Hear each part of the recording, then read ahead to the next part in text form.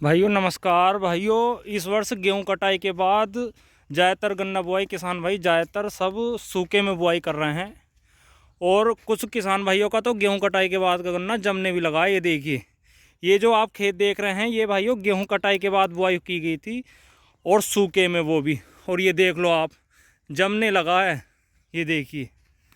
और ये जो है इधर ये भी सूखे में की गई है। देखिए, देखो बुआई, ये तो अभी नहीं जमा, लेकिन ज़्यादातर सभी किसान भाइयों का गन्ना सूखे में बुआई चल रही है। और देखो पच्छी भी पूरी तरीके से इन्होंने नहीं ढकी है, मतलब मट्टी पूरी तरीके से घेरी।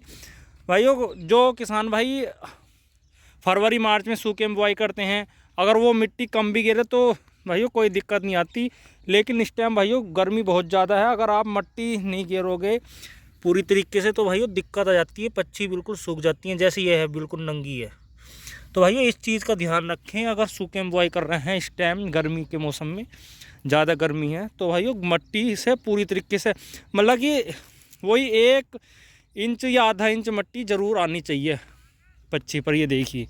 और कुछ किसान भाइयों बिल्कुल भी खाद दवाई नहीं गेरते बुआई में, जो सूखे में बुआई करते हैं। अब ये देखो, जैसे अभी इनकी बुआई हुई है ये, तो भाइयों अब जैसे ही इस पर ये मिट्टी फेरेंगे रूटर द्वारा, तो उस टाइम खाद या दवाई गेर देंगे।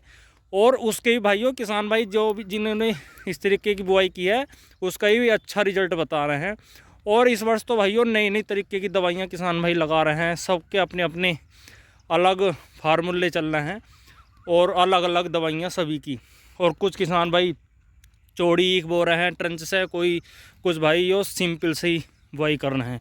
लेकिन भाइयों इस वर्ष सबसे ज़्यादा गन्ने की बुआई जो हो रही है वो 13-235 गन्ना, मतलब पिछैती बुआई में गेहूं कटाई के बाद सबसे ज़्यादा गन्ना बुआई कोसा 13-235 हो रहा है।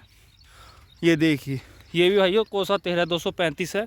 और ज़्यादातर किसान भाइयों का यही कहना है कि कोसा 13-235 पिछैता गन्ना अच्छा रिजल्ट देता है, अच्छी पैदावार देता है। और 15-023 भी काफ़ी बोया जा रहा है पिछैती बुआई में। और अब से बात को तो भाइयों कुछ ही किसान भाइयों का गन्ना बोया जाएगा, ज़्यादातर हमारे यहाँ तो सभी का ही गन्ना बुआई हो चुकी है। लेकिन सबसे ज़्यादा दिक्कत जो आती है भाइयों खरपतवार की आती है।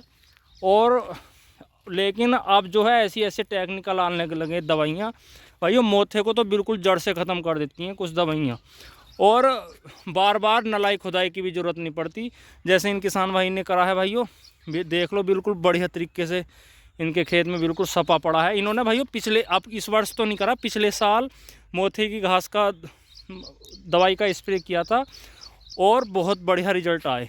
ये देखिए, हेलोसल्फान मिथाइल का स्प्रे करा था और मेट्रीब्यूजन लगाई थी उसमें, तो उसका रिजल्ट बहुत ही बढ़िया आया। तो कुछ किसान भाई कह रहे थे कि कौन सी दवाई खरपतवार के लिए बढ़िया है, मोथे के लिए, तो भाई कई टेक्निकल हैं, लेकिन जो सैम्प्रा में टेक्निकल आता है हेलोसल्फान, उसका रिजल्ट ज़्यादा बढ़िया है, क्योंकि उसका भाइयों गन्ने पर कोई साइड इफ़ेक्ट नहीं है।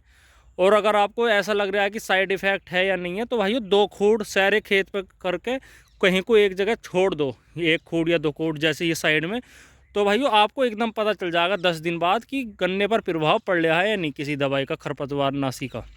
ये एक्सपेरिमेंट भी करना चाहिए किसान भाइयों को, जिससे, क्योंकि दुकानदार तो कहते हैं कोई प्रभाव नहीं पड़ रहा दवाई खरपतवार की, कोई सी भी दवाई ले जाओ कोई प्रभाव नहीं पड़ता गन्ने पर। लेकिन भाइयों हल्का माड़ा ज़रूर पड़ता है, इस चीज़ का ध्यान रखें।